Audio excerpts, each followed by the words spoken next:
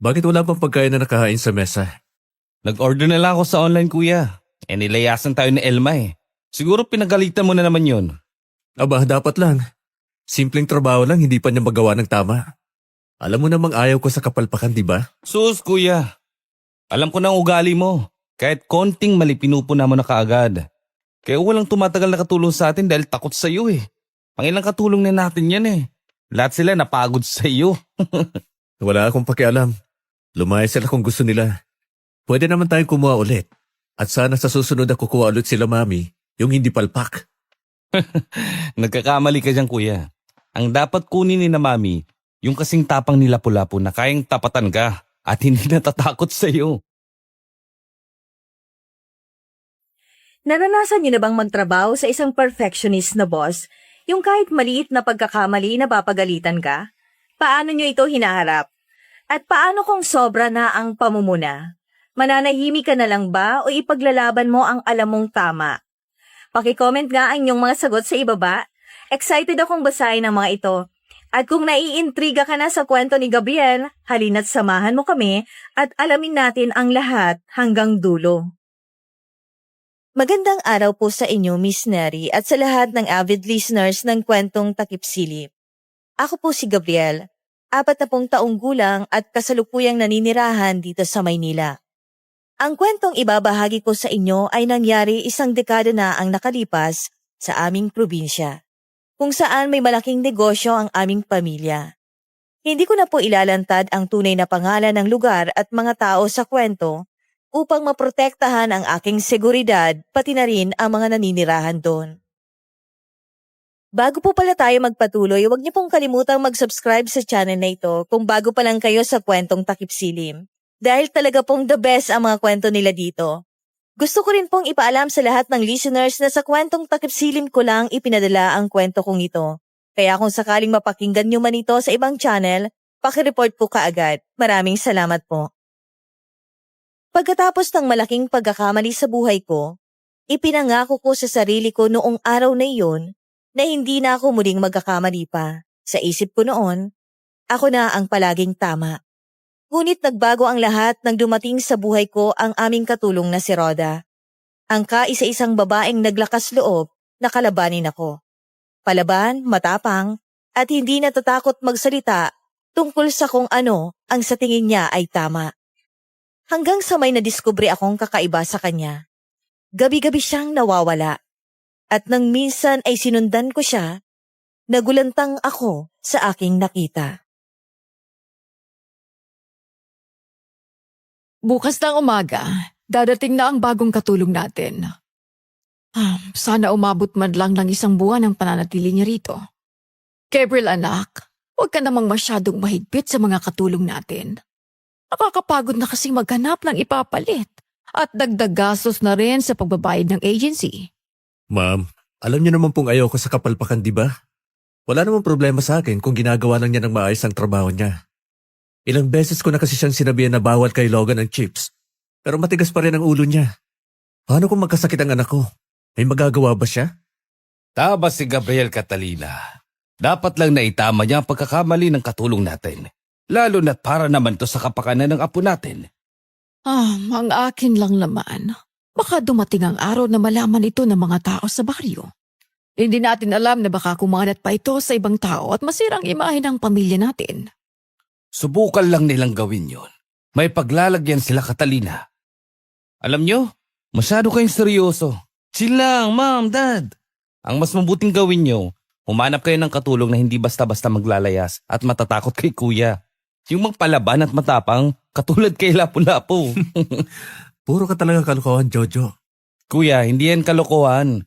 Suggestion yan, di ba ma'am? Tinawagan ko na ang agency kanina. Naghihintay na lang ako ng tawag nila. Hindi pwedeng wala tayong ipapalit kay Elma. Lalo na't lagi kaming wala ng daddy niyo rito. Hindi naman pwedeng laging fast food ang kinakain ninyong dalawa. Solusyonan mo yan, Catalina. Ayoko ng problema dito. Lalo na't may pinoproblema pa ako ngayon sa negosyo. Hello? Oo. Pwede na siya magsimula ngayong araw. Salamat. May nakuha ka na pong kapalit, ma'am? Oo anak. Maya-maya lang dadating na yon. At sana nga ay tumagal talaga siya sa atin. Kung kasing tapang niya sila Pulapo, posible pa yon. Catalina, kailangan ko nang umalis. Naghihintay na si Engineer Santos sa bukid. Talaga bang itutuloy mo ang pagbili ng lupain sa San Rosario, Eduardo? Bakit naman hindi? Kailangan natin ng malapit na pabrika para hindi na malayo ang transport ng mga ani. Mas mapapalago natin ang negosyo natin, Catalina. Pero paano ang mga taong naninirahan doon? Sa tingin mo ba'y papayag sila? Pwede ba? Huwag ka ng madaming tanong. Sumunod ka na lang sa mga plano ko para wala na tayong magiging problema. Basta, ako nang bahala sa kanila. Hindi na sumagot pa ulit si Mami noon dahil alam namin parehong hindi talaga magpapatalo si Daddy at ayaw niyang pinapakialaman siya sa mga plano niya. Bata pa lang ako, yan ang pagkakakilala ko sa aking ama at isa yan sa mga ugaling naman ako sa kanya. Para naman sa kanya, ako ay perpektong anak kaya nung misang nagkamali ako at nagbunga ang pagkakamaling yun, labis siyang nadismaya. At yun ang pinaka hindi ko makakalimutang pangyayari sa buhay ko. Dahil sa isang gabing kalasingan ko, nabuntis ko ang isang babaeng mukhang pera at iniwanan ako ng malaking responsibilidad bilang ama.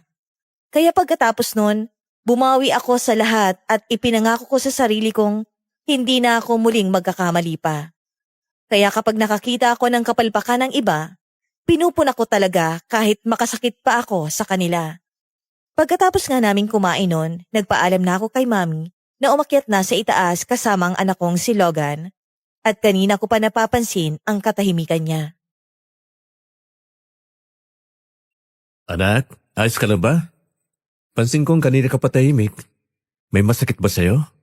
Daddy, hindi na po ba babalik si Yaya Elma? Anak, hindi na babalik si Yaya Elma.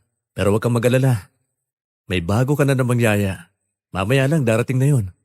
Kaya huwag ka nang malungkot dyan, okay? Pero Daddy, gusto ko po si Yaya Elma. Ayoko po ng iba. Logan, anak. Pwede ba sumunod ka na lang sa gusto ni Daddy? Ayaw naman siguro magalit si Daddy sa'yo. Bad ka, Daddy! Bad ka! Kumagulgol ng iyak si Logan at tumakbo papunta sa kama. Nakatalokbong pa ito ng kumot habang umiiyak. Napabuntong hininga na lamang ako sa ginawa ng anak ko. Tama talaga ang sinabi ng iba. Kapag may anak ka, susubukin talaga ang pasensya mo at kay Logan lang talaga mahaba ang pasensya ko. Tumabi naman ako sa kanya noon at hinaplos ang likuran niya para patahanin siya hanggang sa nakatulog na siya. Napakunot noon naman ako nang marinig ang malakas na katok ni Jojo mula sa labas, lalo na't kakatulog lang noon ni Logan. Kuya, buksan mo to. May kailangan ka makita sa labas. Sandali lang, nandyan na. Kuya, hindi mo paniniwalaan to. Kailangan mong makita ngayon din. Ano bang nangyayari sa'yo? Ano bang kailangan kong makita? Yung mga baboy ng kapitbahay nating si Lola Salve, wala nang lamang loob, kuya. Ano? Anong ibig mong sabihin? Halika, bilisan mo at nang makita mo. Sinundan ko si Jojo pababa ng hagdanan noon hanggang sa makalabas kami ng mansyon. Pagkalabas ko, nakita ko may mga taong nagkumpulan sa unahan sa tapat ng bahay ng kapitbahay naming si Lola Salve. Hindi naman ako nagdalawang isip na sumunod kay Jojo noon dahil curious din talaga ako sa kung anong nakita niya at gusto kong kumpirmahin kung totoo nga yun. At nang makalapit nga ako doon, narinig ko ang paghagulhol ni Lola Salve. Nakita ko siyang nakahawak sa dibdib niya habang nakatingin sa 4 na baboy na nakabulagta sa lupa at wala nang lamang loob. Ano ba nangyari, Lola? Sino po ba ang may gawan yan? Kayo lang po ba nangyari yan? Hindi ko alam. Hindi ko talaga alam. Nauli lang ako ng gising dahil masama ang pakiramdam ko kagabi. Tapos, eto pa ang nadatnan ko. Kaya pala tahimik ang mga alaga ko. Wala na pala silang buhay. Kawawa naman kayo, Lola Salve. Ang laking lugi niyan sa inyo. Yan lang ang pinagkakakitaan ko, iyo. Hindi ko na alam kung saan ako kukuha ng panggasto sa susunod na mga buwan. Wala na akong mabebentang baboy at wala din akong naipon. Mga walang awa at puso talaga ang gumawa nito. May sira yata sa utak ang may gawa nito, Lola Salve. Pero ang weird lang kuya. Napaka-creepy. Isipin mo, lamang loob lang kinuha. Kung totoong magnanakaw yan, edi sana pati laman tinangay, di ba? Ano yun, trip lang nila? Oo nga, Jojo. Lola, may napansin po ba kayong kakaiba kagabi? May narinig ako. Mga yabag. Tapos, parang may pagaspas ng pakpak. Pero, hindi ako makalabas dahil dinaramdam kong sakit sa tuhod ko kagabi. At mukhang malalaking ibon lang naman yon. Kuya, tingnan mo to. Oh. Parang marka sa leeg nila. Iisa lang. Napakunot noo ako nang makita ang markang yon. 2 maliit at maitim na butas. At sigurado akong kagat yon ng hayop, kaya dun ko nakumpirmang hindi tao ang may gawa nun. At ang unang pumasok sa isip ko noon ay aso. Dahil hindi naman ako naniniwala sa mga aswang sa panahong yon. Hindi tao may gawa niyan. Siguro may ligaw na aso ang napadpad dito sa baryo. At napagdiskita ng mga baboy ni Lola Salve. Aso? Seryoso ka ba kuya? Sa tingin mo, kaya ng aso ang pumatay ng 4 na baboy? Tingnan mo nga yung mga tiyan nila. Ang galing ng pagkakahiwa. Tapos lamang loob lang kinuha. Sinong baliwang maniniwalang aso lang may gawa niyang kuya? Tama ka, Jojo. Pero kung hindi aso, ano? Hindi naman magagawa ng tao ang kagat na yan sa leeg. Maliban na lang kung may mahabang pangil. Kuya, hindi kaya may aswang sa baryong to? Yan din ang duda ko, iho. Sa tingin ko, nagbabalik na naman sila at naghahasik sila ng lagim dito sa baryo natin. Aswang? Walang aswang. Hindi totoo ang aswang. Imahinasyon lang yan para magbigay alaw sa mga nanonood. Buong buhay ko, hindi pa ako nakakakita ng aswang na sinasabi nyo. Totoo ang aswang, iho.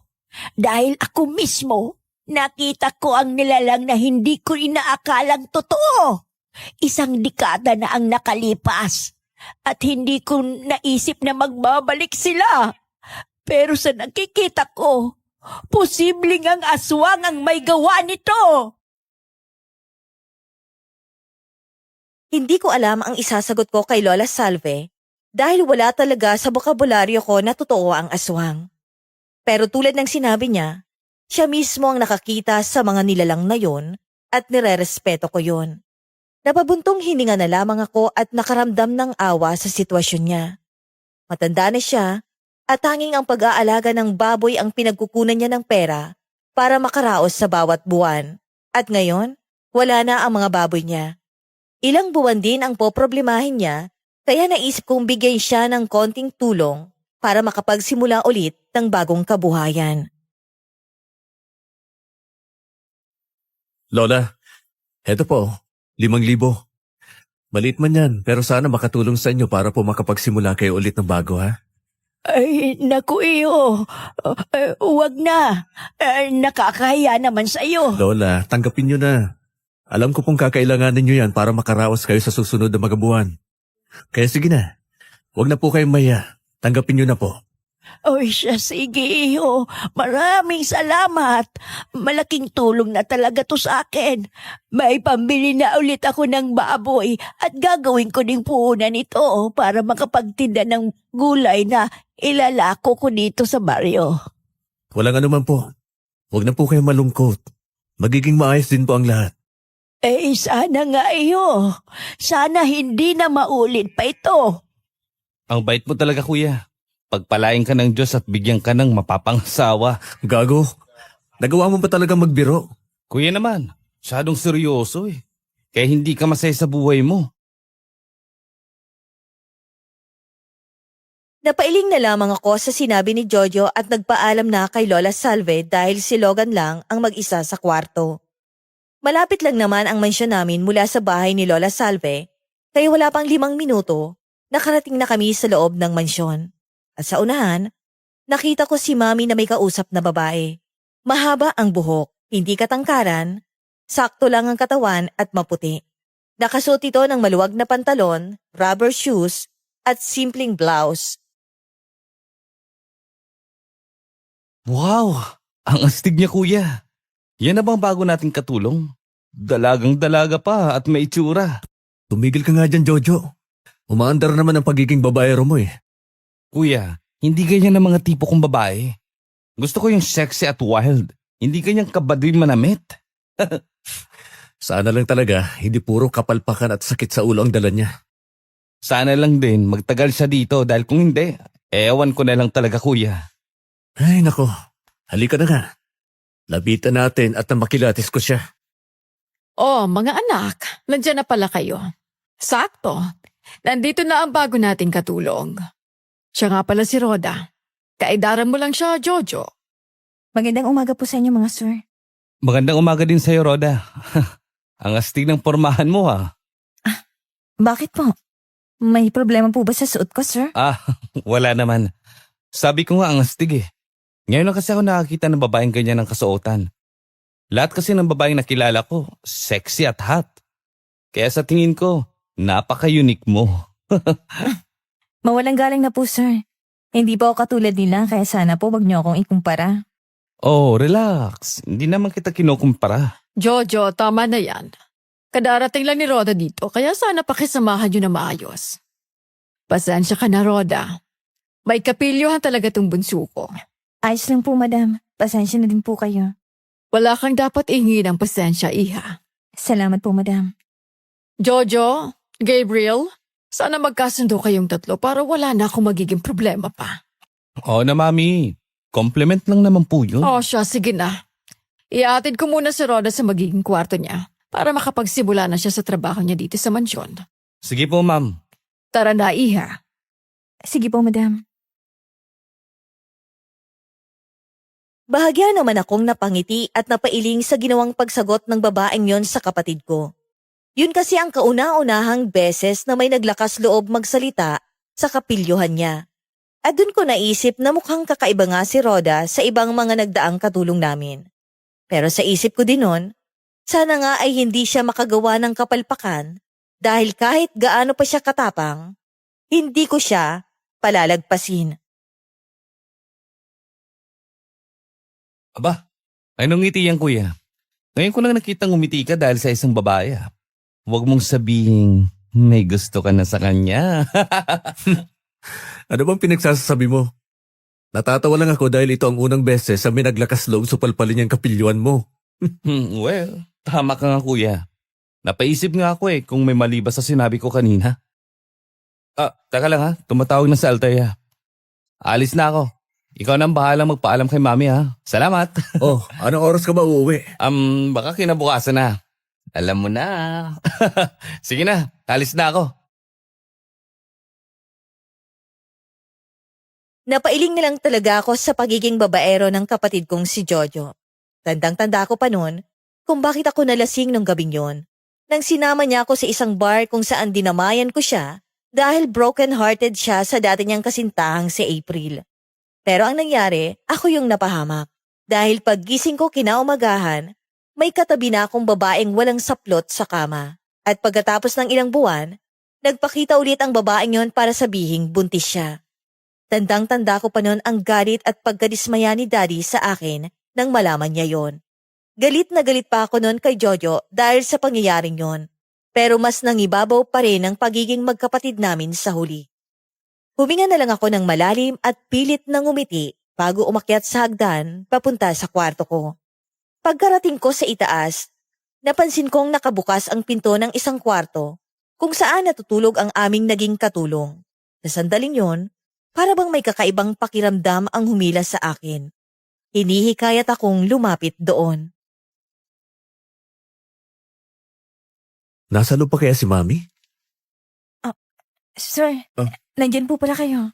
Si Mami. Nandyan pa ba sa loob? Wala na po. Baka po nasa kwarto niya. Sige. Sige po, sir. Teka. Alam mo na ba ang trabaho mo dito sa mansyon? Oo naman po. Malinaw po sa akin ang napag-usapan namin ni Madam Catalina. All around po ang trabaho ko dito. Hindi lang tagalinis, tagalaba, tagaluto, kundi yaya din po ng anak nyo. Mabuti naman alam mo. Gusto ko lang ding linawin na ayoko ng kapalpakan sa trabaho ha. Lalo na pagdating kay Logan. Mahigpit kong pinagbabawal ang pagkain niya ng chips dahil bawal yun sa kanya. Maliwanag ba? Opo, sir. Huwag po kayong mag-alala. Gagawin ko po ng maayos ang trabaho ko. Mabuti naman kung ganun. Sige po. Kailangan ko na po magtrabaho, sir. Bababa na po ako. At baka mapagalitan pa po ako ni Madam. Bahagya lamang akong yumango noon at piniling manahimik sa mga oras na yon. Sa totoo lang, sa sandaling magkasalubong kami halos mautal ako pero hindi ko yon pinapahalata. At nang magpaalam siya, hindi na ako nagsalita pa dahil ayoko din namang humaba pa ang usapan namin kung wala naman itong kwenta. Pero ewan ko ba, Miss Neri, kung anong pumasok sa isip ko noon. Habang pababa siya ng hagdanan, hindi ko maiwasang sundin siya ng tingin sa mga oras na yon. Hanggang sa narinig ko na lang ang pagbukas ng pinto, kaya napalingon agad ako sa likuran ko. Oh, Gabriel, nandiyan ka pala. Tamang-tama. Samahan mo ako papunta sa San Rosario. Tawagin mo si Jojo, pupunta tayo dun ngayon. Umalis po si Jojo, ma'am. Doon daw po yata siya matutulog sa kaibigan niya. Ay, nako, ang batang yun talaga. Tumawag kasi sa akin ng daddy mo. Nabili na daw niya ang lupa sa pagtatayuan natin ng pabrika. Nabili? Ma'am, paano po yung mga taong nakatira doon? Yun nga din ang inaalala ko. Pero baka binayaran sila ni Eduardo para makahanap ng lilipatang bago. Hindi kasi sila pwedeng manatili doon. Sana nga po, ma'am. Para makaiwas tayo sa gulo. Gabriel, kilala mo naman ang ama mo. Gagawin niya ang lahat, makuha lang ang gusto niya. Masunod lang ang plano niya kaya suportahan na lang natin siya. Ma'am, lagi naman po ako nakasuporta kay Daddy. Dahil alam ko pong para po sa atin ang ginagawa niya. Ayaw ko lang po talaga magkaroon ng problema ang pamilya natin o masangkot sa gulo. Hindi natin kilala ang mga tao doon at kung ano ang tumatakbo sa isipan nila. Kaya hindi niyo maiaalis sa akin ang mag-alala. Naiintindihan kita, anak. Pero 3 dekada na sa negosyong daddy mo. Kaya siguradong alam na niya ang kailangang gawin. Pagkatiwalaan na lang natin siya, Gabriel. Malaki naman po ang tiwala ko sa kanya, ma'am. O siya, tara na. At naghihintay na siya doon. Sige po. May pagdadalawang isip at pag-aalala man ako noon, nang ibabaw pa rin ang tiwala ko sa plano at desisyon ng aking ama. Buong buhay ko kasi nakilala ko siya bilang isang perpektong tao. Kaya mula bata pa lang ako, iniidolo ko na siya sa lahat ng mga ginagawa niya. Dahil naniniwala ako noon na hindi kami magkakaroon ng marangyang buhay kung hindi dahil sa pagsisikap niya. Pagbaba namin ng hagdanan noon, nasalubong naman namin si Roda na may dalang walis at pamunas. Matamis naman siyang ngumiti sa amin at ganun din si Mami sa kanya. Habang ako naman ay tahimik lang na dumaan sa harap niya. Narinig ko naman si Mami noon na hinabilin si Logan sa kanya. Rhoda, ikaw na muna ang bahala kay Logan, ha? Aalis muna kami ni Gabriel. Opo, Madam. Nasaan po ba si Logan? Nasa kwarto ko. Siguraduhin mo lang na maayos ang anak ko, ha? Opo, sir. Makakaasa po kayo. Mabuti. O siya, tara na, Gabriel. Sumakay agad kami sa kotse ni Mami at pinaandar ko ito. Mahigit kalahating oras ang biyahe namin sa lubak-lubak na daanan papunta sa bukid kung saan naroon ang lupain ng San Rosario. Tahimik ang paligid. Tanging ingay ng makina at pag-alog ng sasakyan ang maririnig habang tinatahak namin ang makitid na daan. Pagdating namin, agad kong ipinarada ang sasakyan sa gilid ng daan. Sa unahan, nakita namin si Daddy kasama ang engineer at 2 niyang tauhan. May kausap din silang 2 lalaki na base sa kanilang suot ay mga magsasaka.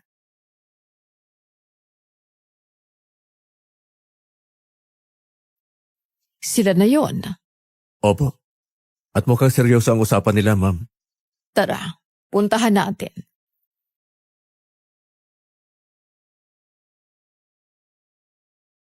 Naglakad kami ni Mami palapit sa kinaroroonan ni na Daddy at nanlambot naman ang puso ko sa narinig ko mula sa matandang lalaking kausap niya. Rinig ko ang pagmamakaawa nitong huwag silang paalisin. Pero nagmatigas nun si Daddy at pinagtabuyan sila. Hanggang sa nagalit ito at nagbanta sa kanya. Nabuhay kami ng tahimik dito. Pero inalisan nyo kami ng tirahan. Wala kayong mga puso. Hindi pa ba sapat ang binayad ko sa inyo? Binigyan ko na kayo ng isang buwang palugit. Pero ang titigas pa rin ng mga ulo nyo. Kami ang nauna sa lupaing ito. Kaya hindi nyo kami basta-basta na lamang mapapaalis. Kayo nga ang nauna, pero hindi sa inyo ang lupain na ito. Inangkin nyo lang to at ngayon nasa akin ang titulo. Wala na kayong magagawa pa kundi umalis dito. Nakikiusap ako sa inyo. Ayaw namin ng gulo. Kaya sana'y hayaan nyo kaming manatili dito. Apo Goryo, huwag nyo naman akong gawing masamang tao. Ayoko rin naman ng gulo. Naging patas naman ako sa inyo. Inalok ko pa nga kayo ng bagong tirahan sa aming baryo. Kaya sana, huwag nyo na akong pahirapan pa. Umalis na kayo sa lupain ko para wala na tayong magiging problema. Walang galang na po, Lolo. Bakit hindi nyo na lang po tanggapin ang alok ni Daddy? Iho, sa tingin mo ba ganun lang kadali yon? Hindi ko po sinasabing madali. Pero gusto ko lang pong sabihin sa inyo na naging patas naman po ang aking ama sa inyo. Inaalis kayo, pero may panibago kayong matutuluyan. Kaya wala po akong nakikitang problema kung susunod lang po kayo para hindi na po umabot pa sa sapilitan o legal na paraan. Hindi mo pa naiintindihan, iho. Ano po ba ang hindi ko naintindihan? Hindi kami pwedeng manirahan sa maraming tao. Ayaw naming bumalik pa sa dati naming buhay. Bakit hindi po pwede? Lolo, binibigyan na po kayo ng maayos na malilipatan. Pero kung ayaw niyong tanggapin yun, wala na po kaming magagawa. Kundi sapilitan kayong paalisin sa lupain na to. Apo Goryo, bibigyan ko pa po kayo ng oras hanggang bukas. Pag di pa kayo umalis, alam nyo na mangyayari sa inyo. Ramdam ko ang bigat sa dibdib ko habang tinitingnan ang mukha ng matandang lalaki na pilit kinokontrol ang emosyon. Hindi ko maalis sa isip ko ang pakiramdam na kahit gaano pa kami makatarungan, may nasasaktan pa rin sa proseso. Pero kung iisipin mo ang mabuti, naging patas naman si Daddy sa kanila dahil siya mismo ang nag-alok sa kanila ng bagong matitirahan. Meron kasi kaming bakanteng kubo doon sa baryo, kaya sigurado akong yun ang ibinigay ni Daddy sa kanila. Kaya hindi ko lubos maintindihan kung bakit ayaw nilang tumira sa maraming tao. Kung mas pabor naman ito para makapaghanap buhay sila tulad ng pagbebenta. Hindi na nga kami nagtagal noon at agad na umalis. Nakasakay naman kaming tatlo sa kotse habang nakasunod naman sa amin ang kotse ni Engineer Santos kasama ang 2 tauhan ni Daddy sa likuran. Ay, pinapainit talaga nila ang dugo ko. Binigyan ko na nga sila ng malilipatan ng titigas pa ng ulo. Dad, kumalma po kayo. Mapapalis niyo rin sila dahil kayo na po ang may hawak ng titulo ng lupa. Alam ko, kaya may kahinatnan talaga sila bukas. Eduardo, masama ang kutob ko sa anak niya. Para bang may masamang plano sa atin? Paano kung may gawin sa'yo ang lalaking yon? Hindi mangyayari yung Catalina. Kasama ko ang mga tauhan ko, kaya hindi nila ako basta-basta masasaktan. Ay, ewan ko ba. Sana lang maging maayos lang lahat. Sana maliwanagan ang isipan nila. Pasensyahan na lang talaga kami. Sa likod ng lahat ng ito, ramdam ko ang bigat ng responsibilidad ng aking ama. Ang pagiging may-ari ng lupa ay hindi lang basta titulo o pera. Ito ay may kasamang obligasyon at kahihinatnan sa bawat buhay na naapektuhan nito. Sa pagkakataong yun, naisip ko kahit gaano siya kapraktikal, may puso rin si Daddy. Ngunit sa kabila ng lahat, may mga desisyong hindi kayang bilhin ng kahit anong halaga. Pagdating namin sa bahay noon, naaamoy ko na agad ang bango ng sinigang na baboy. Kabisado ko ang amoy na yon dahil yun talaga ang paborito kong ulam mula bata pa lang ako. Naglakad ako papunta sa kusina habang sina Daddy at Mommy ay nasa garden at nag-uusap. Nakita ko naman sa mesa si Logan na nagbabasa ng storybook kaya napakunot noo naman ako. Logan, bakit ka nagbabasa dito sa pagkainan? Sabi po ni Yaya Roda, dito daw po ako para mabantayan niya. Rhoda, bakit mo hinayaan si Logan na magbasa ng libro dito sa pagkainan? Bakit po, sir? Wala naman pong mali sa ginagawa niya. Walang mali. Hindi ba tinuro ng mga magulang mo ang tama at maling asal? Ang hapagkainan ay para lamang sa pagkain, hindi para magbasa ng libro. May sariling library si Logan at doon lang siya pwedeng magbasa dahil yun ang tama. Sir, mawalang galang na po ha. Pwede niyo akong pagsabihan kung gusto niyo. Pero wag na wag niyong idadamay ang magulang ko dito. Pinalaki po nila ako ng maayos at wala akong ginagawang masama. Kaya ako siya dinala dito dahil wala po akong choice. Hindi ko po kayang bantayan siya sa kwarto at magluto rin sa kusina ng sabay. Ang sabi sa akin ni Madam kanina, kailangan ko makapagluto ng hapunan bago mag 6 p.m. At ang sabi niyo po sa akin, sisiguraduhin ko pong maayos ang anak niyo. Saan po bang uunahin ko? Hindi ko naman po pwedeng hatiin ang katawan ko. Hindi ko alam ang isasagot sa sinabi ni Rhoda noon. Para bang bigla akong napipi. Sa mundong ginagalawan ko, nakikinig at sumusunod ang lahat ng mga naging katulong namin. Walang kahit isa ang kumontra. Hindi dahil natatakot sila, kundi dahil alam nilang palagi akong tama. Lahat ng ginagawa ko ay may plano, maayos at kontrolado. Kaya nang sandaling yon sa hapag ng mansyon namin, hindi ko inaasahan na may naglakas loob na kumontra sa akin. At lalong hindi ko inaasahan na may punto ang sinabi niya. Tahimik akong nakatayo habang nakatingin kay Rhoda. Direktang tingin, walang pag-aatubili, walang takot. Para bang hindi siya alipin ng sitwasyon, kundi kapantay ko sa usaping yon. At bago pa ako madala ng emosyon, ibinaling ko ang tingin ko kay Logan. Tahimik siyang nakaupo, hawak ang libro. Halatang natatakot sa akin. Huminga ako ng malalim para pakalmahin ang sarili ko bago lumapit sa anak ko. Tara na sa kwarto, Logan. Babasahan kita ng paborito mong kwento. Sige po, Daddy. Aba, naaamoy ko na ang ulam natin ngayon Huhulaan ko, iha. Sinigang na baboy ba yan? Opo, madam. Di ba nirequest niyo po yan kanina? Oo nga pala. Dahil paborito talaga yan ng mga anak ko. Di ba, Gabriel? Opo. Ma'am. Akita po muna ako sa itas. Siya, sige. Maya-maya din kakain na tayo. Ipapatawag na lang kita kay Rhoda kapag kakain na. Bahagya akong ngumiti at tumango kay Mami. Tsaka naglakad paakyat ng hagdanan habang hawak ang kamay ng anak ko. Hindi ko naman maiwasang isipin ang sinabi ni Rhoda kanina. Sa kabila ng lahat, alam kong may punto siya. At konting hiya ang naramdaman ko dahil alam kong may mali rin ako. Ngunit hindi ko ito ipinahalata sa kanya at ayoko ding malaman pa ni Mami ang nangyari kanina. Logan, dito ka lang sa kama ha. Magbibihis lang si Daddy. Opo, Daddy. Pasensya ka na kanina ha. Hindi ko ginustong matakot ka. Tinatama lang kita sa pagkakamali mo. Naiintindihan mo ba yun, anak? Logan, bakit hindi ka nagsasalita? Hindi pa rin sumasagot ang anak kong si Logan noon. Napabuntong hininga na lamang ako nang makita ang takot sa kanyang mukha habang nakatingin sa akin. Kaya pagkatapos kong magpalit ng damit, agad ko naman siyang nilapitan at bahagyang umupo sa harapan niya. Habang nakaupo siya sa kama, marahan ko namang hinaplos ang kanyang ulo para mawala ang takot sa kanyang mukha. Tsaka pinaliwanag sa kanya na wala akong balak na saktan siya. Logan, napagsasabihan man kita, pero hindi ako masamang ama. Lahat ng ginagawa ko ay para sa'yo, hindi para masaktan ka. Hello, Jojo. Napatawag ka. Kuya, sundin mo ako dito sa San Simon. Napatrobol ako. Ano? Anong nangyari? Hindi ako nakapag-abang ng taxi. Hinabol ako ng asawa ni Althea. Walang niyang babaeng yun. May asawa pala. Nandito ako sa likod ng bakuran. Nagtatago. Kaya sunduin mo na ako, kuya.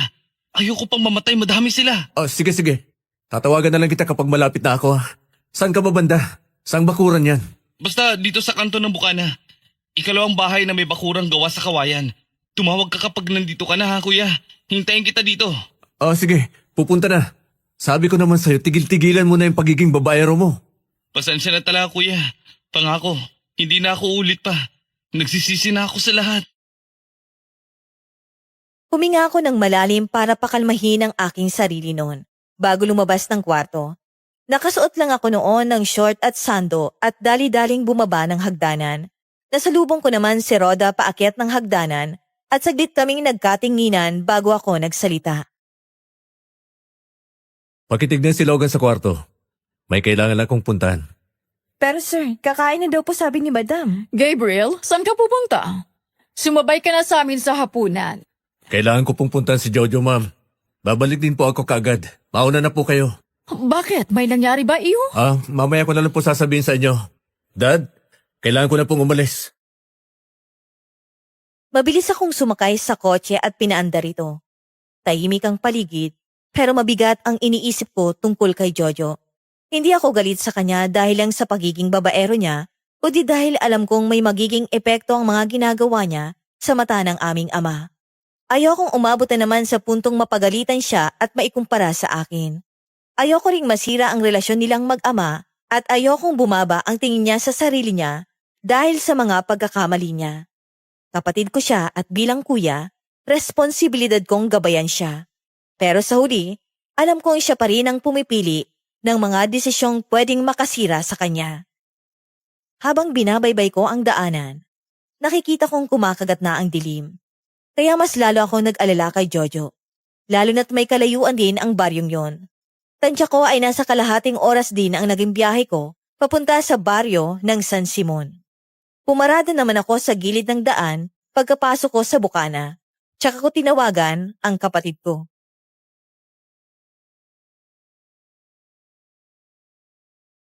Hello, Jojo. Nandito na ako sa bukana. Nasaan ka ba? Wala ka na ba nakikitang grupo ng lalaki dyan kuya? Wala naman ako nakikita. Sige kuya, lalabas na ako. Sige. Dito ako nakaparada sa gilid ng daanan, malapit sa bukana. Nakikita na kita kuya. Nakita ko si Jojo sa unahan. Tumatakbo palapit sa kotse ko na parang may humahabol sa kanya. Pagpasok niya, hingal na hingal siya at halatang pagod. Doon ko napansin ang pasa sa gilid ng labi niya. Napakunot noo ako, pero hindi agad ako nagsalita. Tinitigan ko lang siya sandali bago pinaandar ang kotse. At hindi ko naman napigilan ang sarili kong kumprontahin siya. Jo, anong gulo ba tong pinasok mo? Anong ginawa nila? Bakit may pasa ka sa mukha? Nauli kami ng asawa ni Althea na naghahalikan kuya. At mabilis akong sinugod ng suntok. Buti nga nakatakbo pa ako kaagad bago dumating ang mga kaibigan niya. Dahil kung hindi, malamang bugbog sarado na ako ngayon. O di kaya tigok na ako. Yan ang nga bang sinasabi ko sa'yo eh. Nang babae ka na nga lang, doon pa sa may asawa. Kuya, hindi ko naman kasi alam na may asawa yung babaeng yun. Kung alam ko lang, hindi ko na sana siya pinatulan pa. Napahamak patuloy ako. Sigurado akong magagalit si Daddy kapag nalaman niya to. Ay, hayaan mo na kuya. Sanay naman na ako kay Daddy. Wala naman akong ginawang tama sa kanya. Ginagawa lang ni Daddy yun para itama ang pagkakamali mo, Jojo. Kuya, hindi ko kailangan ng sermon mo ngayon. Ang kailangan ko, tulong mo. Tsaka, maging totoo na tayo dito. Walang perfectong tao sa mundo. Kaya hindi masamang magkamali. Pero hindi ibig sabihin nun na wala na akong tamang ginawa sa buhay ko. Napabuntong hininga na lamang ako sa sinabi ni Jojo dahil alam ko namang kahit anong sabihin ko, sarado pa rin ang utak niya. Pero may punto naman siya na hindi naman talaga masamang magkamali. Pero ewan ko ba, pagkatapos kong nakitang madismaya si Daddy sa akin, nang nakabuntis ako noon, natatakot na akong magkamali pa ulit. Ayokong madismaya ang taong iniidolo ko buong buhay ko. At yun ay ang aking ama. Kaya nabuhay ako na laging pinapantayan ang expectation niya sa akin. Habang binabaybay ko ang daanon papasok sa bukana ng baryong yon, natigil naman ang pag-iisip ko sa narinig ko mula sa bubong ng kotse ko. Pucha, ano yun? Kuya, may mabangis na hayop yata na lumapag sa bubong ng kotse. Oh, narinig mo yun kuya? May umaangil. Pucha, anong klaseng alimo yan? Nanlaki ang mga mata ko sa gulat at takot nang makita sa salaming pangharap ng kotse ang isang hayop na may mapupulang mata. Naglalaway ang bibig nito at may matutulis na pangil. Dumidila ito sa salamin at pilit binabasag ang salamin. Kaya mabilis kong pinaandar ang kotse habang si Jojo naman ay nagsisisigaw sa takot.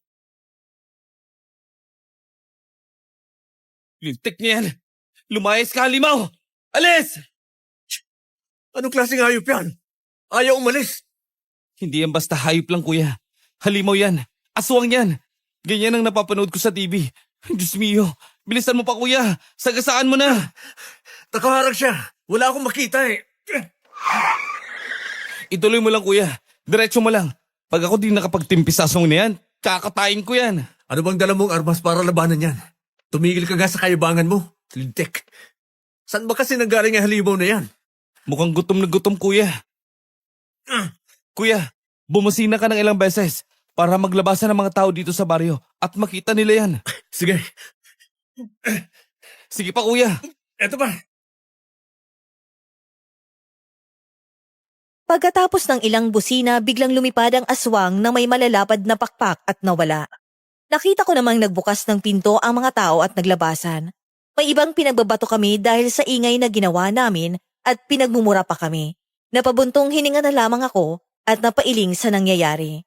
Hindi ko na lang yun pinansin at nagpatuloy lang sa pagmamaneho. Ang importante sa akin noon ay wala na ang aswang at ilang sandali pa, nakarating na kami sa tapat ng mansyon. Ayos ka na ba, Jojo? Grabe yung kuya. Akala tuloy nila nandidisturbo lang tayo ng tulog. Kotse mo pang napagdiskitan batuin ng mga tao. Hayaan mo na. Ang importante na dito na tayo. Hindi na palaligtas ang baryong totoong gabi. Yung halimaw na yan, duda ako. Yun yung kumatay sa mga baboy ni Lola Salve. Ano sa tingin mo, kuya? Yan din ang iniisip ko. Pero hindi ko akalaing totoo pala talaga ang aswang, Jojo. Sabi ko naman sa'yo, kuya eh. Totoo ang mga suwang. Ayaw mo pang maniwala. Buong buhay ko, ngayon lang ako nakakita ng ganong klaseng nilalang. Nakakatakot ang itsura niya. Ako din naman, kuya. Kailangan na malaman ni na mami at daddy to para maipaalam kay kapitan at masolusyonan ng problemang to bago pa may mapahamak na ibang tao. Tama ka, Jojo. Bakit ba ang tagal namang magbukas ng gate? Sandali lang po, sir. Sinusubok talaga ng babae ngayon ang pasensya ko. Si kuya naman eh.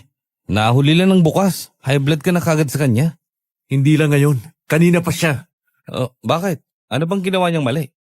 Pasok na po, sir. At nang maisara ko na po ang gate. Tingnan mo, siya pa tong atat. Relax lang, kuya. Ano ka ba? Masyado kang seryoso. Nakakairita talaga. Nakita ko ang pag-iling ni Jojo habang nakangiting tumingin sa akin. Ako naman, pilit pinapakalma ang sarili ko dahil hanggat maaari ayoko nang makipagtalo pa sa babaeng yun. Lalo na't mas may importanteng bagay pa akong kailangang gawin at yun ay ang ipaalam kay daddy at mommy ang nakita naming aswang kanina na isang banta sa buhay ng mga tao dito sa baryo. Pero pagpasok namin, hindi ako nakapagsalita agad dahil mas nauna ang galit ni daddy nang makita ang itsura ni Jojo. Diyos ko, Jojo. Ano nangyari sa'yo, anak? Siguradong nasangkot na naman sa gulo yung anak mong basagolero. Wala ka na talaga nagawang tama sa buhay mo, Jomel. Kahit kailan, sakit sa ulo lang ang dala mo. Tapos na ba kayo? Anak nang, huwag mo akong sagutin ng ganyan.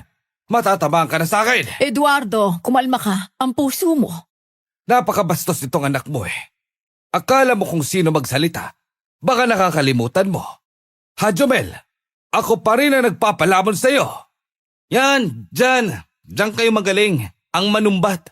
Aba, dapat lang sumbatan kita dahil wala ka ng respeto sa akin. Wala ka nang ginawang tama. Nagbibigay ka pa ng problema sa pamilyang to.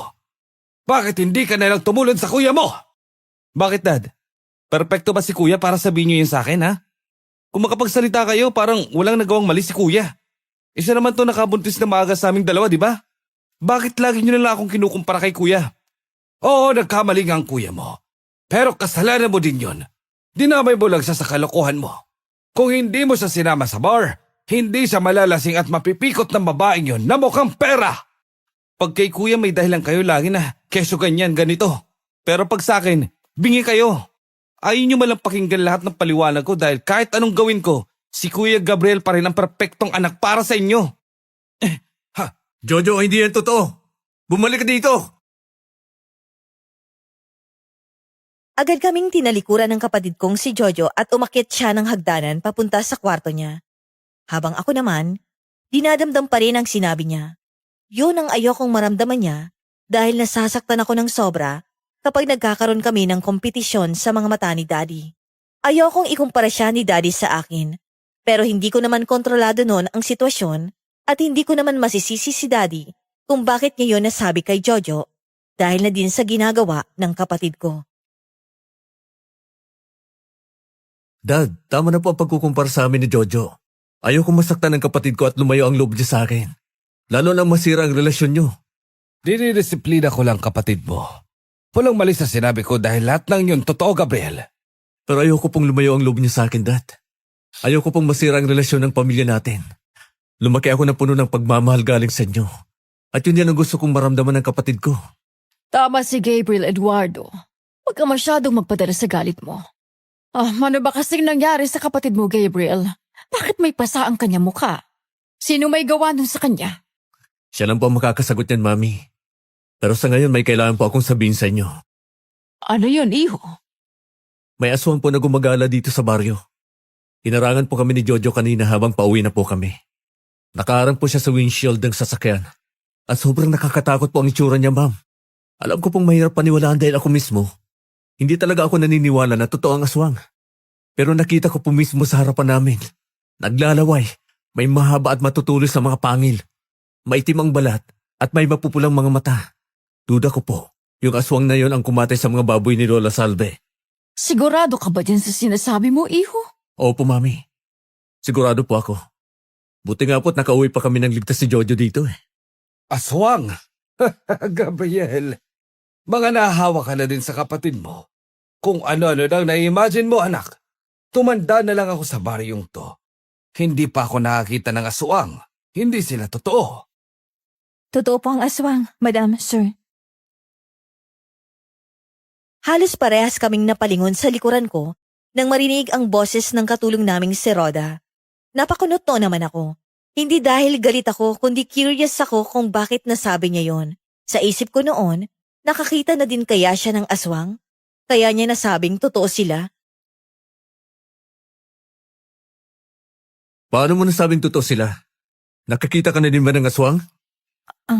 Opo. Sa probinsya po namin, kapag may buntis, umaatake sila sa bahay na nagbubuntis para makuha ang sanggol sa sinapupunan ng babae. Anong basehan mo, Iha? Nakita mo ba mismo ang aswang? Opo, sir. Nakita ko po mismo dahil kumadro na pong lola ko noon. Nakasagupan na din po siya ng aswang. Kapani-paniwala ang kwento mo, Iha. Pero hanggat hindi ko nakikita mismo ang sinasabi niyong aswang, hindi ako maniniwala. O siya, magpahinga na tayo. Maaga pa akong aalis bukas. Sige, Eduardo. Tara na sa kwarto. Magpahinga ka na rin, anak. At ikaw din, Rhoda. Bukas na tayo ulit mag-usap. Sige po, Ma'am. Good night po, Madam. Good night din sa iyo, Rhoda. Bahagya akong napangiti sa sinabi ni Rhoda kay Mami. Pero agad kong binawi yon nang tumingin si Rhoda sa akin. Seryoso naman akong tumingin sa kanya at ganun din siya sa akin. Sige po, sir. Magpapahinga na din po ako. Sandali. Bakit po, sir? May kailangan po ba kayo? Si Logan. Tulog na po, sir. Maimbing po ang tulog niya sa kwarto niyo. Kumain na ba siya? Opo, sir. Nagustuhan nga po niya yung niluto kong sinigang na baboy. Paborito din po pala niya. Hindi ko tinatanong. Okay po. Nagsasabi lang naman po ako, sir. Sige po, matutulog na po ako. Napabuntong hininga na lamang ako noon nang talikuran niya ako. Sa totoo lang, gusto kong magtanong sa kanya tungkol sa mga aswang. Pero hindi ko maibuka ang bibig ko sa mga sandaling yon. Umakyat na lang ako sa kwarto noon para makapagpahinga at nadatnan ko naman ang anak kong mahimbing nang natutulog sa kama. Kaya humiga na din ako sa tabi niya. Bandang alauna, nagising ako dahil naiihi ako. At pagbangon ko, lumabas ako papunta sa banyo. Napakunot-no ako nang makitang bahagyang nakabukas ang pinto ng kwarto ni Rhoda. At sa sandaling yun, may kung anong pakiramdam ang humila sa akin palapit sa pintuan para sumilip. At nagulat naman ako nang walang tao sa loob.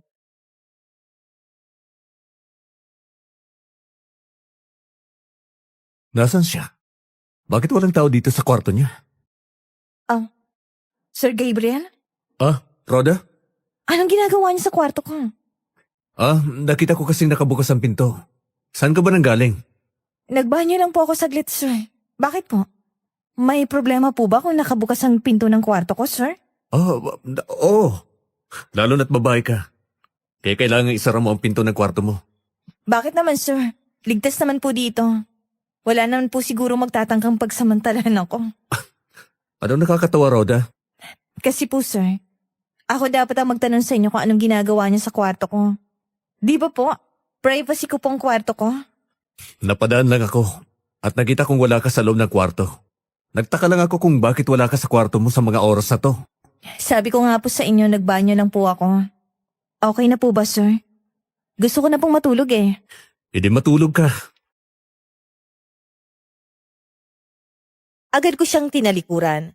Sa unang pagkakataon, wala akong masabi sa mga tanong niya. Naiinis pa rin ako sa sarili ko dahil naisip kong sumilip sa kwarto niya. Ano bang rason ko para gawin yon? Wala naman akong pakialam sa ginagawa niya sa loob ng kwarto niya. Ang tanging napansin ko lang ay ang pagkawala niya doon. At sagot niya lang, nagbanyo lang siya. Napabuntong hininga na lang ako at tahimik na naglakad papunta sa banyo. Pagkatapos, bumalik ako sa kwarto ko at humiga sa kama. Inalis ang anumang iniwang tanong sa isip ko. Kinabukasan, nagising ako bandang 9:00 ng umaga. Pagtingin ko sa kama, wala na si Logan sa tabi ko. Agad akong bumangon para bumaba at nakita kong tahimik na kumakain ang kapatid kong si Jojo. O kuya, buti naman gising ka na. Sina mami at daddy? Ayun, maagang umalis. Nagpunta na naman sila sa lupaing nabili nila. Ganun ba? Ikaw, kumusta? Masakit pa ba ang pasa mo? Ayos lang naman kuya. Kuya, pasensya ka na kagabi ha. Hindi ko naman sinasadya yun. Dadala lang talaga ako sa emosyon ko. Hindi ko na kasi kinakayang ipalagpas lang sa tenga ang lahat ng sinabi ni Daddy. Sobrang sakit kasi. Tagos ang gambot to. Naiintindihan kita, Joe. Pero naiintindihan ko din si daddy. Ayaw lang niya mapatrouble ka. Ayaw niya mapahamak ka at gusto niyang mas galingan mo pa sa buhay. Siyempre, alam niya kasing mahilig ka sa mga babae. Kaya yun ang nakatatak sa isipan niya. Tama naman siya kuya. Pagkatapos ng mga sinabi niya kagabi, napagtanto kong maling-mali ako. Hindi naman kasi ako mapapatrobal kagabi kung hindi lang ako naging marupok sa babae. Naloko ako. Dahil na rin sa pagiging babaero ko. At napagtanto kong kailangan ko na magbago. Hindi lang para kay Daddy, kundi para sa sarili ko. Masaya kong marinig din mula sa'yo, bunso. Isipin mo, 28 years old ka na. Ilang taon na lang, lagpas ka na sa kalendaryo. Kaya kailangan mo nang ayusin ang buhay mo para nang sa ganun, mapaghanda mo na ang magkapamilya. Kailangan mo makahanap din ng babaeng pang matagalan, hindi yung panandalian lang. Tama ka kuya. Pero mukhang ikaw dapat ang mauna kasi isang taon na lang, 31 ka na. Lagpas ka na talaga sa kalendaryo. Huwag mo na akong isipin, Jojo. Ayos na sa akin na single ako habang buhay. Hindi naman yan pwede kuya. Lahat tayo sa mundo tatanda at mamamatay. Sina mami at daddy, maging realistic na lang tayo. Iiwan din nila tayo balang araw. Ako naman, hindi na kita masasamaan pa dahil siguradong may pamilya na ako niyan. Sinasabi ko sa'yo, mahirap mag-isa kuya. Kailangan mo ng anak at asawa. Ay nako, sa panahon ngayon, mahirap ang makahanap ng babaeng papasa sa standard ko. Ano bang standard mo kuya? Yung perfecto? Yung hindi nagkakamali? Walang ganun kuys. Ang piliin mo, yung babaeng matapang. Para kahit pagalitan mo, hindi ka basta-basta lalayasan. Grabe. Ganyan na ba ako kasamang tao sa paningin mo, Jo? Eh di ba, ganun ka naman talaga kuya. Kapag may nakita kang mali, pupunahin mo kaagad at pagagalitan mo yung mga katulong natin. Katulong yun, hindi asawa. Magkaiba yun. Kuya, katulong man yan o asawa, babae pa din sila. Parehong babae. Doon ako nahimasmasan sa sinabi ni Jojo at nakaramdam ng konsensya sa nagawa ko noon sa mga naging katulong namin. Hindi ako makasagot pa noon, Miss Neri, kaya minabuti ko na lang ibahin ang usapan nang mapagtanto kong wala na si Logan. Si Logan pala. Nasaan? Nasa labas kasama ni Rhoda. Ang sabi ni Rhoda, dapat daw masinaga ng araw si Logan para hindi maging matamlay ang katawan niya at lumakas pa ang immune system ng bata. Ano? Saan naman niya nakuha ang ideya na yon? Yung babaeng yun talaga. O ano, pagagalitan mo na naman ba? Nakababad buong araw sa aircon ng anak ko. Para lang maprotektan ang balat niya. Hindi ko nga pinapalabas masyado si Logan para hindi mainitan. Tapos ibibilad niya lang sa araw. Makakatikim na talaga sa akin ang babaeng yun. Uy, teka lang, kuya. Mabilis akong naglakad palabas ng mansyon. Natulala naman ako nang makita ko si Rhoda habang nilalaro ang anak ko sa garden. Bumungad sa akin ang napakaganda niyang ngiti. Para bang huminto ang mundo sa paligid ko at tanging sila lang ang nakikita ko. Tahimik ko silang pinagmamasdan noon at para bang sa sandaling yon, siya ang naging nanay ni Logan at nawalan ako ng pakialam sa ibang bagay. Napatigil naman ako noon at nagulat nang marinig ang boses ni Jojo at maramdaman ang pag-akbay niya sa balikat ko.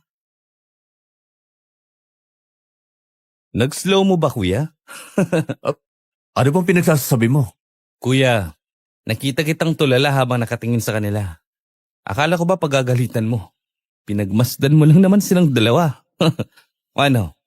Bagay ba si Rhoda maging nanay ni Logan? Gago. Hindi. Kahit kailan hindi yan sumagi sa isip ko. Baliw. Huwag ka na mag-deny pa. Huling-huli na kita. At saka wala namang masama kung si Rhoda yung matipuhan mo, di ba? Matapang na, astig ba? At saka kung sexy lang yan, naku, baka ma-inlove din ako. Hewan ko sa'yo. Para mapagtakpan ang nakakahiyang ginawa ko kanina, lumapit ako sa kanila para kumprontahin si Rhoda. Napatingin naman siya sa akin at nakangiting bumati sa akin na parang wala lang. Good morning po, sir. Rhoda, bakit mo dinala si Logan dito at naglaro pa talaga kayo sa ilalim ng sikat ng araw? Hindi mo ba alam na bawal ang anak ko sa init? Bakit naman po bawal, sir? Healthy nga po yan kay Logan eh. Tingnan niyo naman ang balat niya, maputla. Dahil hindi nasisikatan ng araw. Kulang po siya sa bitamina, sir. Kulang sa bitamina? Para lang alam mo, kumpleto ang bakuna at vitamin si Logan. Hindi ako nagkulang sa pag-aalaga sa anak ko. Naiintindihan ko po na concerned kayo, sir. Pero para lang alam nyo, magkaiba pang vitamin na iniinom kumpara po sa vitamin na galing sa araw. At yun po ang kailangan ng katawan niya. Para lumakas ang buto, pati na rin ang immune system niya. At sa loob ng bahay, kahit gaano karaming supplements, hindi po nito mapapantayan ang natural na sikat ng araw. Natural? Natural lang? Rhoda, bata pa siya. Hindi mo ba naiisip na pwede siya magkaroon ng sunburn at skin damage? Sir, bago pa lang po kami dito. Hindi ko po binibilad talaga sa araw si Logan. Nasa tamang pag-iisip pa naman po ako sa paggawa ng tama at nakabubuti para sa anak nyo. Tsaka alam niyo po ba, ang sabi niya sa akin, nababagot daw po siya sa loob ng bahay. Hindi daw po siya masaya. Kaya bakit hindi niyo po hayaan na ma-enjoy niyang pagiging bata niya? Katulad ng paglalaro dito sa garden, para mas makalanghap siya ng sariwang hangin. Wala kang karapatan na pakialaman ako sa kung ano mang gusto ko para sa anak ko. Katulong ka lang dito. Mawalang galang na po, sir. Opo. Katulong lang po ako dito at isa din po sa trabaho ko ang alagaan ng anak nyo. Ginagawa ko lang po ang trabaho ko. Ngayon, kung ayaw nyo ng ginagawa ko, mas mabuti pong kayo na lang ang bahala sa anak nyo. Total, tama naman po kayo palagi eh. Excuse me po. Natameme ako doon, Miss Neri, nang talikuran niya ako. Hindi agad ako nakagalaw. Para bang may kung anong sumampal sa akin.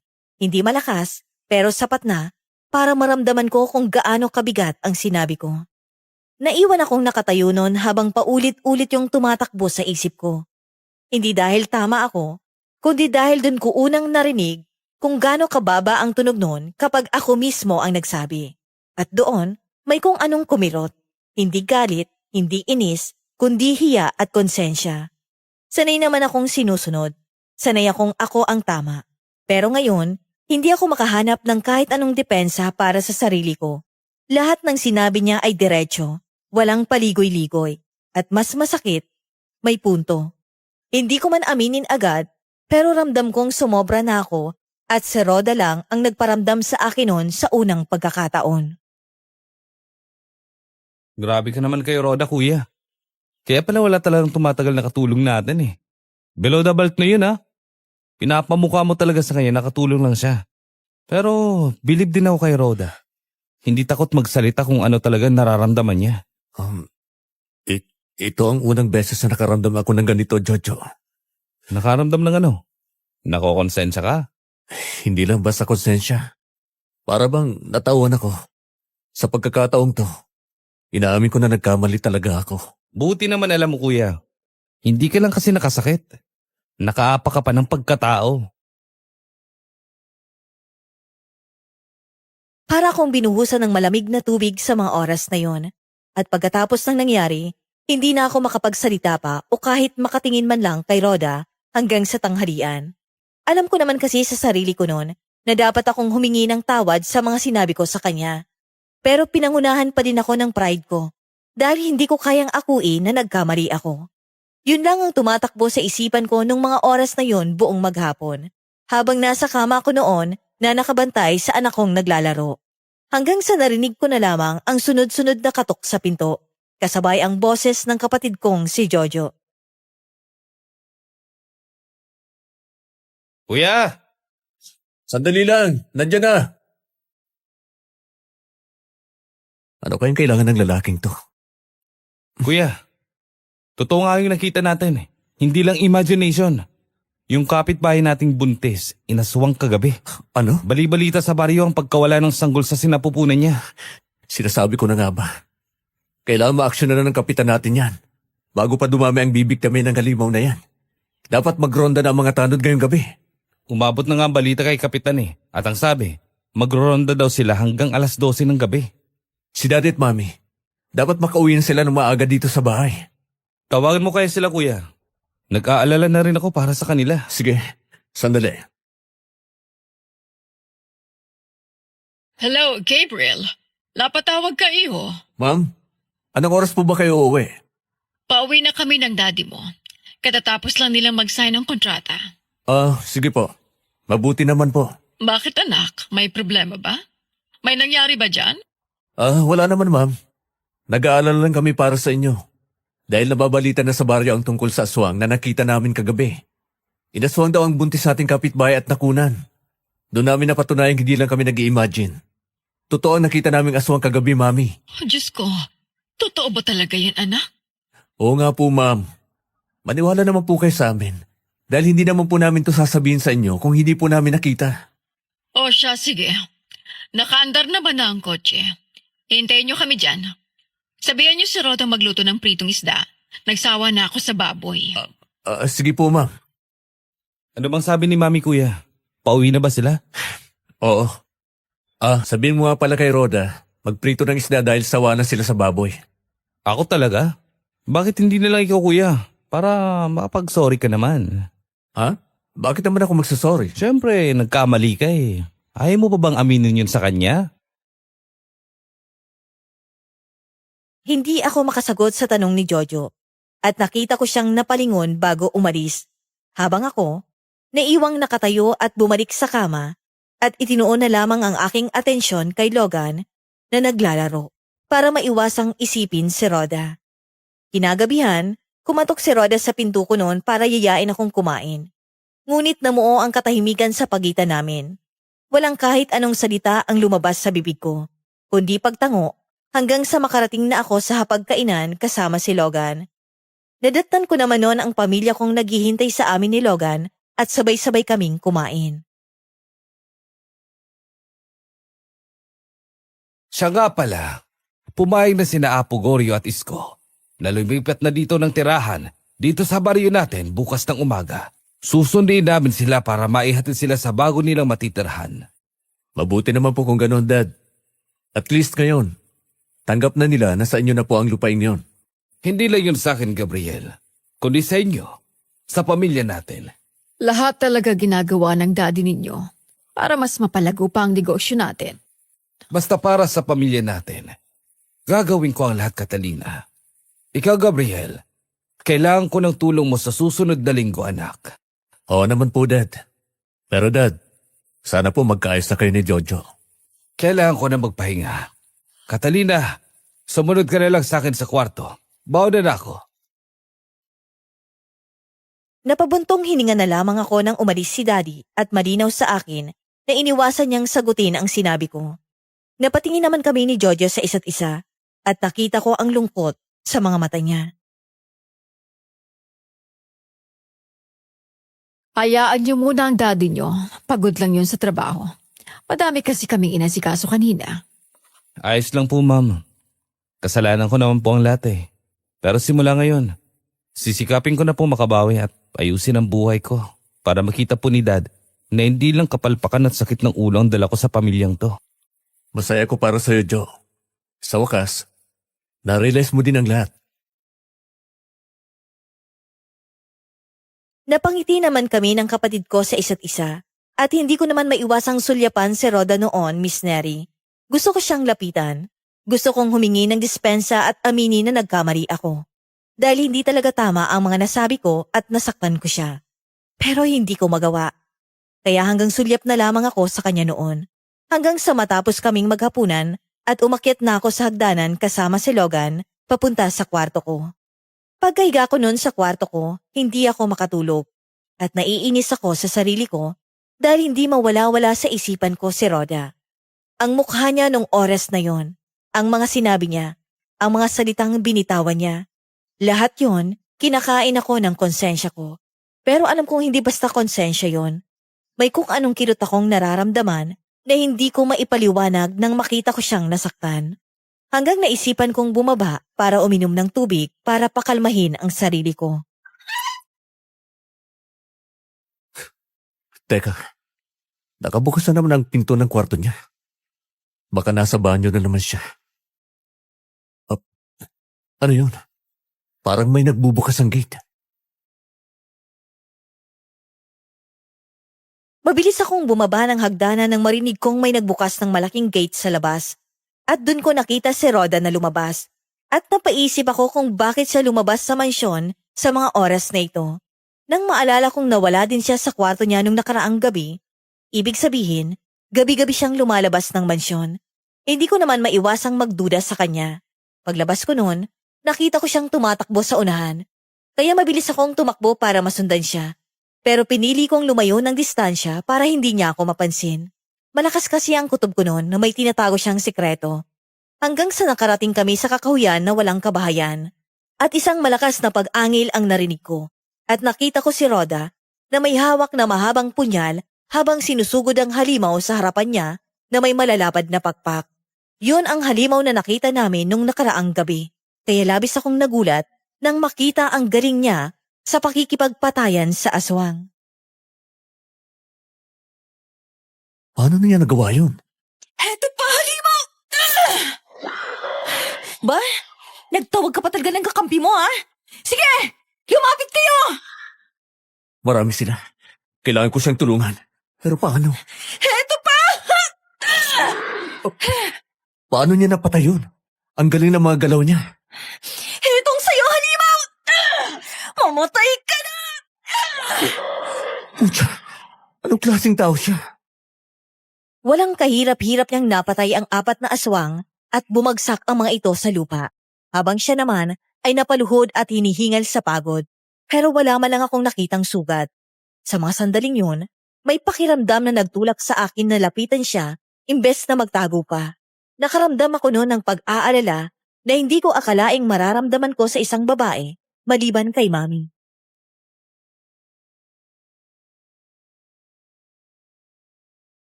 Roda, Sir? nakita ko ang lahat. Kaya pala, lagi kang wala sa kwarto tuwing gabi. Paano mo nagawa yun? Nabalitaan ko po na may mga aswang na gumagala dito sa baryo. Kaya tinutugis ko sila. At ngayon, nahuli ko din sila at napatay. Bakit mo sila tinutugis? Paano mo sila nagawang patayin? Manunugis po ako ng aswang, sir. Manunugis? Ibig sabihin, hindi lang ang maging katulong namin ang pinunta mo dito. Namasukan po ako bilang katulong. dahil kailangan ko ng trabaho para buhayin ang sarili ko at suportahan ng lola ko. Pero hindi ko din po kaya hindi tumulong. Ngayong alam kong may mga aswang na umaaligid sa baryong to para makapambiktima. Napatay mo sila, Rhoda. Opo. Madali lang naman pong patayin mga ganyang klaseng aswang eh. Sanay na ako dyan dahil bata pa lang ako. Tinuruan na ako ng lola ko matapos mamatay ang mga magulang ko sa kamay ng mga aswang. Kung ganon, naghiganti ka sa mga aswang? Tama ba ako? Hindi lang po basta paghihigante. Ang ginawa ko ay pagprotekta sa mga taong naninirahan dito sa baryo. Ayokong may inosenteng tao na naman ang mamamatay dahil sa kademonyohan nila. Hindi ako makapaniwalang ganyan kabuti ang puso mo, Rhoda. At isa kang manunugis ng aswang. Doon ko napagtanto na hindi lang siya matapang sa salita. Matapang din siyang harapin ang panganib para lang maprotektahan ang buhay ng iba. At doon ko siya hinangaan sa unang pagkakataon. Yun ang unang beses na makakatagpo ako ng ganong klasing babae. At tuluyan nang nagbago ang tingin ko sa kanya. Rhoda, patawarin mo sana ako. Patawarin mo ako sa mga nasabi ko kanina. Alam ko nagkamali ako at sumusobra na ako doon. Ayaw ko lang naman na magkasakit si Logan. Pero alam ko ding nag-overreact lang ako. Naiintindihan ko naman po kayo, sir. Pero hindi pa din po sapat na rason yan para mang-insulto kayo ng tao. Alam ko naman po ang lugar ko sa buhay niyo. Isa akong katulong. Kaya hindi niyo na dapat ipamukha pa sa akin yun. Kaya nga, humihingi ako ng tawad sa'yo. At ito ang pangalawang beses na nagkamali ako sa buhay ko. Pangalawang beses? Ano po ba yung pinakauna? Si Logan. Si Logan na anak niyo? Oo. Nakabuntis ako ng babaeng hindi ko man lang naging nobya. At pinirahalang ako. Iniwan sa akin si Logan. At sobrang nadismaya si Daddy nun sa akin. Kahit ako, nadismaya din sa sarili ko. Dahil buong buhay ko, iniiwasan kong makagawa ng mali. Dahil ayokong magkamali. Ayokong maging disappointment ang magulang ko. Pero nangyari pa rin. Alam niyo po, sir. Kung ako si Logan, masasaktan ako sa sinabi niyo. Baka nga hindi ko na kayo kilalaning ama. Ha? Bakit mo nasabi yan? Sir Gab, hindi po isang pagkakamali si Logan. Anak niyo po siya. Biyaya po siya ng Diyos sa inyo. At lahat po ng nangyari may rason. Dahil dyan po kayo nilagay ng Diyos, ang maging ama ni Logan. Besides, kahit nagkamali ka ng desisyon sa buhay, hindi masamang magkamali. Parte yan ng buhay natin. Parte yan sa paghubog ng pagkatao natin. Diyos lang ang perpekto. Kaya ayos lang po na magkamali. Basta't hindi na uulitin pa at natuto na. Naimasmasan ako noon sa sinabi ni Rhoda at napangiti ako sa kanya. Sa mga sandaling yon, gumaan ang pakiramdam ko. Nawala yung bigat sa isipan ko. Yung pressure sa bawat desisyon na palitan ng saya nang marinig ko ang bawat salitang binitawan niya. Yun ang unang pagkakataong tumagos sa puso ko ang salita ng iba. At si Rhoda lang ang nakagawa nun, Miss Neri. Marunong naman po pala kayong ngumiti eh. Ano nakakatawa doon, Rhoda? Wala lang po. Ang gwapo niyo po pala kapag nakangiti kayo. Ang gaan ng aura niyo. Talaga? Opo, sir. Nagliparan ang mga paru-paro sa loob ng tiyan ko sa sinabi niyang yon, Miss Neri. At hindi ko mapigilan ang sarili kong ngumiti. Kaya agad akong tumalikod dahil nakaramdam ako noon ng hiya. Hindi kasi ako sanay at hindi ko rin talaga akalaing may babae pa palang makakapagpangiti sa akin at makakapagpalambot ng puso ko. Pinapatawad mo na ba ako, Rhoda? Paano ko po kayo patatawarin kung nakatalikod kayo? Sincere po ba talagang sorry niyo, sir? Oo naman. Sige po. Papatawarin ko po kayo. Kung mangangako po kayo sa akin, na hindi niyo ipagsasabi kahit kanino nakita niyo po kanina. Yun lang ba? Sige, pangako.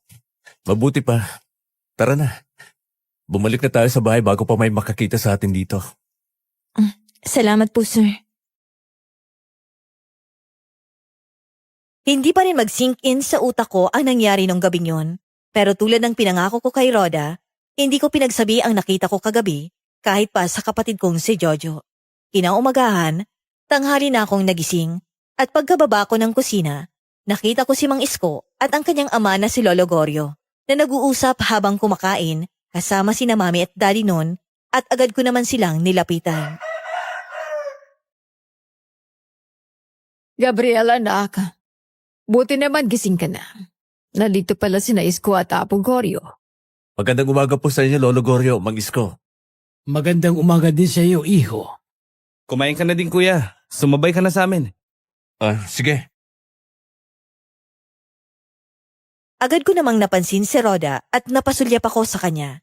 Kasabay ng pag-upo ko sa upuan, nakita ko naman siyang seryosong nakatingin kay Mang Isko at Apo Gorio mula sa kusina habang nagpupunas ng mga pinggan. Hanggang sa hindi ko napigilan ang sarili kong lapitan siya.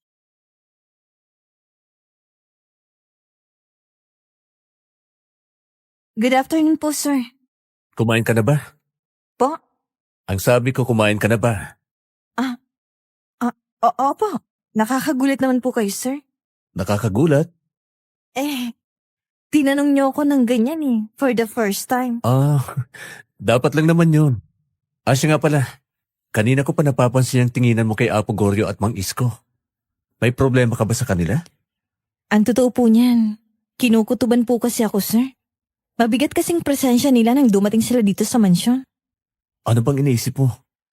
Hindi ko pa sigurado, sir. Hindi ko sila mabasa. Sa tingin mo ba, may gagawin silang masama? Mukha naman silang mababait eh.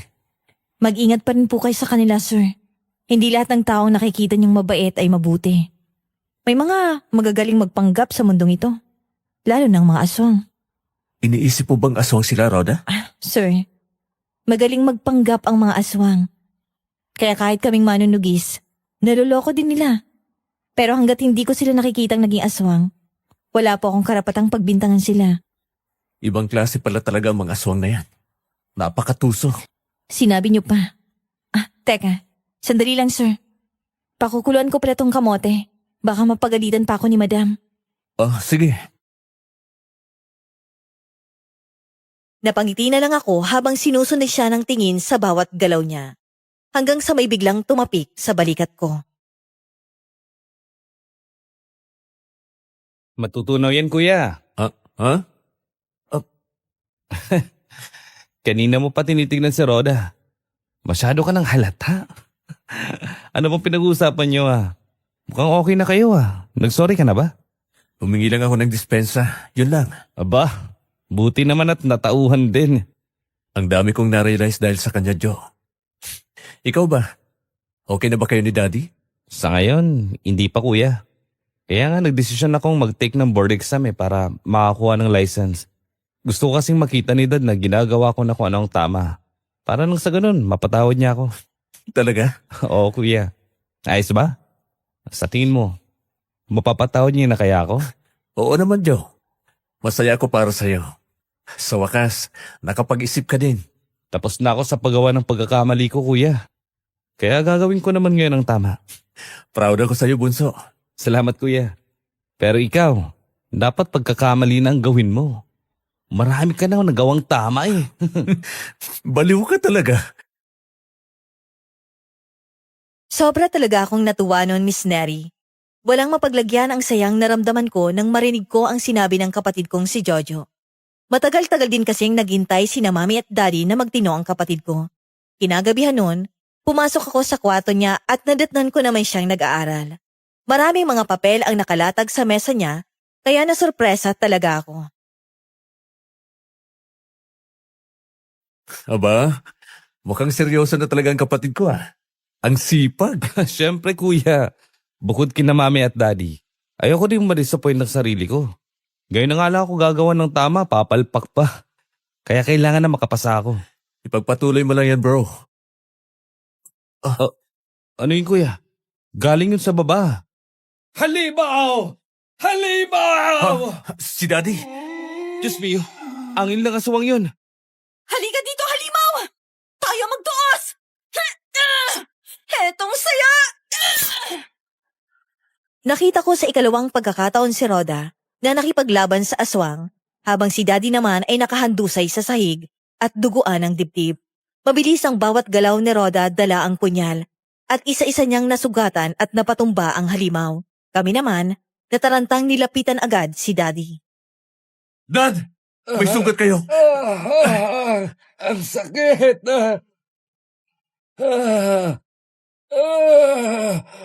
Mamamatay kang halimaw ka! Paano niya nagawa yun, kuya? At paano nakapasok ang aswang sa bahay natin? Manunugis ang aswang si Rhoda, Jojo. Pero hindi ko alam kung bakit nakapasok ang aswang dito. Jojo, tulungan natin si Daddy. Alalayan natin siya. Tulong! Aswang! Ha? Si Mami! Pagkarinig ko sa boses ni Mami, dali-dali akong tumakbo paakyat ng hagdanan. Sigurado kong galing sa kwarto niya ang sigaw niya hanggang sa makita ko siyang nakahiga sa sahig habang inaatake ng aswang. Pilit niyang pinipigilan itong kumagat sa kanyang leeg. Agad napansin ng mga mata ko ang malaking flower vase sa gilid. Agad ko itong binasag sa ulo ng aswang at napaatras ito sa lakas ng tama. Inalalayan ko namang tumayo si Mami pero inatake ako ng halimaw at tumilapon ako. Buti na lang, napansin ko agad ang lumang baston ni Daddy sa sulok. Hinawakan ko ito at ginamit bilang pamalo sa aswang. At bago pa niya makagat si Mami, sinugod ko na siya at hinampas ng malakas sa katawan gamit ang baston. At napaatras naman ang halimaw at humiyaw sa sakit. Ito pang sa'yo, halimaw! Hindi mo ko mapapatay. Kuya! Lintik na halimaw ka! Hetong sayot! Takam na takam ako sa dugo mo, iho. Uubusin ko kayo ng pamilya mo. Mauna ka na sa impyerno! Ah! Nagulat ako noon nang sinugod ni Jojo ang nangihinang aswang at tinaga ito ng bolo sa likuran. Umalingaw-ngaw ang hiyaw ng aswang sa mga oras na yon, hanggang sa ito'y nangisay at nawalan ng buhay. Agad namang nabaling ang tingin ko kay Mami na dahang-dahang bumabangon mula sa pagkakahiga. Mami, ayos ka lang ba? Ayos lang ako, anak. Diyos ko, akala ko mamamatay na ako. Mabutit dumating kayo. Kung hindi, baka napatay na ako ng aswang. Si Apo Goryo ang aswang na yun, Gabriel. Hindi lang siya ang aswang, Mami. Pati si Daddy, sinugod din ang aswang. Ibig sabihin, aswang din si Isko. Nasaan ang daddy mo? Pagagising ko, wala siya sa tabi ko. Sir Gab, malalim ang sugat ni Sir Eduardo. Kailangan natin siyang dalhin sa lola ko. Ano nangyari sa asawa ko? Dalhin niyo ko kay Eduardo. Okay, Ma'am. Dahan-dahan lang po.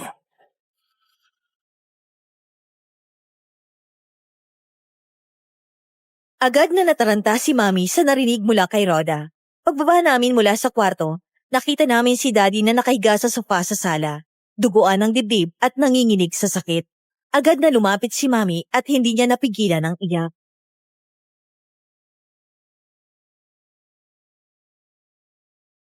Eduardo! O Diyos ko! Ang lalim ng sugat mo! Tayo lang din ang nag-udyok sa kanilang muling tumikim ng laman ng tao. Kaya pala ayaw nila sa may mga tao dahil gusto nilang umiwas sa gutom. Pero hindi nila nagawa dahil sa akin. Nagkamali ako, Catalina. Hindi ko na sana ginulo pa ang pamumuhay nila doon sa San Rosario. Wala kang kasalanan, Eduardo. Sadyang mga demonyo lang sila. Halimaw! Ang sakit. Eduardo, lumaban ka. Kailangan natin siyang madala agad kay Inang Sonia bago pa maging huli ang lahat. Sige, Rhoda. Dali natin si Daddy sa lola mo. Agad namin siyang sinakay sa kotse noon at kumakabog naman ang puso ko noon sa kaba. Mabilis kong pinaandar ang kotse at pilit hinahabol ang oras. Kalahating oras din ang biyahe bago namin narating ang maliit na bahay ng lola niya, si Inang Sonia, na nakatayo sa pintuan at halatang nagulat nang makita kami. Lola, kailangan po namin ng tulong. Sugatan po ang amo ko. Nakagat po siya ng aswang.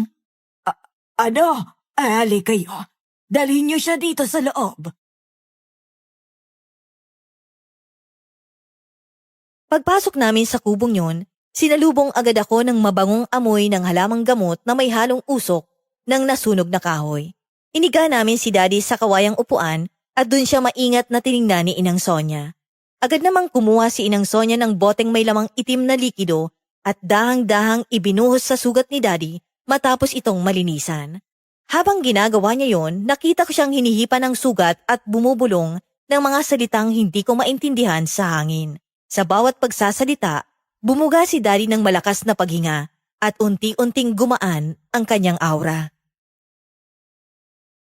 Ay, ligtas na siya. Kaya wala na kayong dapat ipag-alala. Hayaan niyo na muna siyang makapagpahinga. Salamat po, Lola. Maraming salamat po talaga, Lola. Thank you po, Lola. Hindi ko alam kung paano kitang pasasalamatan. Pero salamat sa pagligtas mo sa asawa ko. Salamat po, Inang Sonia. Lalong-lalo na sa inyo. Catalina, mga anak ko.